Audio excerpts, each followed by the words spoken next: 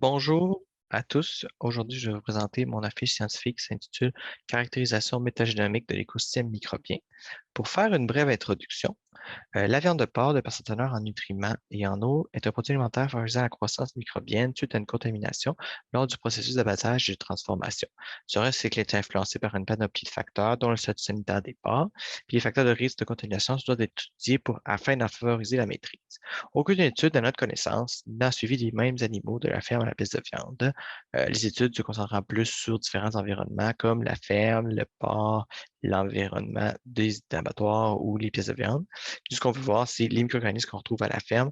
Est-ce que ceux qui font le microbiote des animaux évoluent ou varient quand ils sont rendus à l'abattoir, puis quand ils sont rendus sur la piste de viande, puis est-ce que des micro-organismes sont introduits à travers la chaîne de valeur? Donc, l'hypothèse, c'est que le microbiote intestinal et les micro-organismes environnementaux provenant de fermes ayant un statut sanitaire différent influencent l'écologie microbienne de la chaîne de valeur, la contamination des usines et la qualité microbiologique des viandes. L'objectif du projet était de caractériser la microflore aux différentes étapes de transformation du porc selon le statut sanitaire des fermes porcines. Donc, pour faire un petit résumé du matériel et des méthodes, deux fermes de statut sanitaire différents ont été sélectionnées. À travers cette chaîne de valeur-là, 12 échantillons ont été collectés pour chacune des fermes. Puis pour les échantillons collectés à l'abattoir, c'est-à-dire ceux en bleu puis ceux en vert, à l'éviscération et à la découpe, les échantillons ont été analysés par dénombrement d'aérobes mésophiles totaux et d'entérobactéries. Puis pour les échantillons collectés dans l'environnement de cet abattoir-là, les échantillons d'allocollecteurs, convoyeurs, liquides de drain ont été collectés avant le passage des animaux pour voir la flore microbienne résidente de l'usine et après le passage des animaux pour voir l'impact du passage des animaux sur la contamination des usines.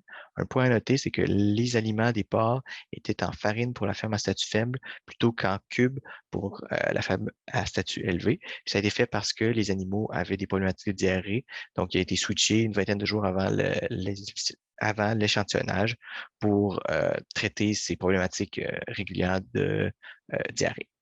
Donc, pour résumer les résultats, les dénombrements d'AMT et d'entérobactéries avant le passage des animaux sont autour ou sous le seuil d'injection, ce qui indique que l'usine est propre. Puis quand on compare, selon le statut sanitaire, chacun des échantillons individuels, euh, que ce soit avant ou après le passage des animaux, il n'y a aucune différence significative quand le statut sanitaire varie.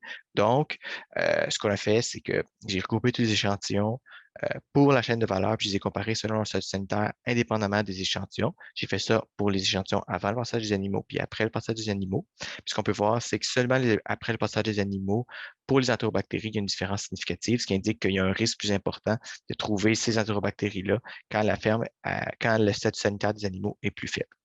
Après ça, il y a eu un séquençage des échantillons. C'est de la région V3, V4 du gène C6 qui avait été séquencé.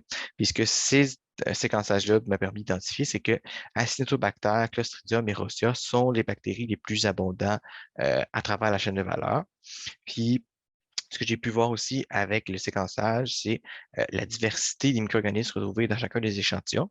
Puis ce qu'on pouvait voir, c'est que quand le statut sanitaire était comparé pour tous les échantillons, il y avait juste la moulée puis l'air qui avait une différence significative, où la moulée et l'air étaient significativement plus élevés. Donc la diversité de micro-organismes qu'on retrouvait dans ces échantillons-là était plus importante pour les fermes à statut faible que pour les fermes à statut élevé. Puis ça vient faire un petit peu un lien avec la figure qu'on peut voir ici, la figure 3, où les micro-organismes de la ferme à statut faible, ceux qui sont en rouge, sont plus nombreux, c'est-à-dire ce sont des biomarqueurs qui sont associés à cette ferme-là. Puis pour les verts, il y en a un peu moins, ce qui indique qu'il y a une instabilité microbienne avec la ferme à statut faible qui est moindre quand le statut sanitaire est élevé. Ce qu'on peut voir au tableau 2 ici, c'est que dans le fond, il y a plus d'acide propionique, butyrique et valérique dans les fesses des porcs de statut faible, ce qui vient faire un lien avec le type de moulée qui ont été donnés. Comme ils ont de la moulée en farine, ça stabilise le microbiote des animaux, puis ça aide à produire plus d'acide gras volatile, ce qui permet d'aider à réduire les problématiques de diarrhée. Donc, c'est pour ça que c'est utilisé dans les fermes porcines. Puis finalement, on a fait aussi une analyse de la diversité bêta, c'est-à-dire la diversité inter-échantillon. Puis cette analyse-là a permis d'identifier que les types d'échantillons puis la localisation sont des effets significatifs sur le microbiome de la chaîne de valeur, mais que la statut sanitaire n'en a pas un à travers la chaîne de valeur quand on compare la diversité inter-échantillon. Mais ce qu'on peut voir aussi, c'est que les échantillons sont très diversifiés, sont très loin les uns des autres sur le graphique euh, à la ferme. Puis quand on arrive à l'évaluation, ils se rapprochent. Puis quand on arrive à la découpe, ils sont encore plus proches, ce qui indique que plus on progresse dans la chaîne de valeur, puis plus les échantillons sont normalisés. En conclusion, l'hypothèse est confirmée, c'est-à-dire le statut sanitaire des animaux influence l'écologie microbienne de la chaîne de valeur du porc. La microbiote diffère et il est caractérisé plutôt par l'environnement de la ferme, l'air et la moulique, que le microbiote de l'animal, la salive et les fesses. L'influence du statut sanitaire est majeure à la ferme et s'estompe plus on progresse dans la chaîne de valeur. L'analyse non paramétrique de rang suggère que les risques de contamination à l'usine par les enterobactéries sont plus élevés lorsque les animaux proviennent d'une ferme à statut inférieur.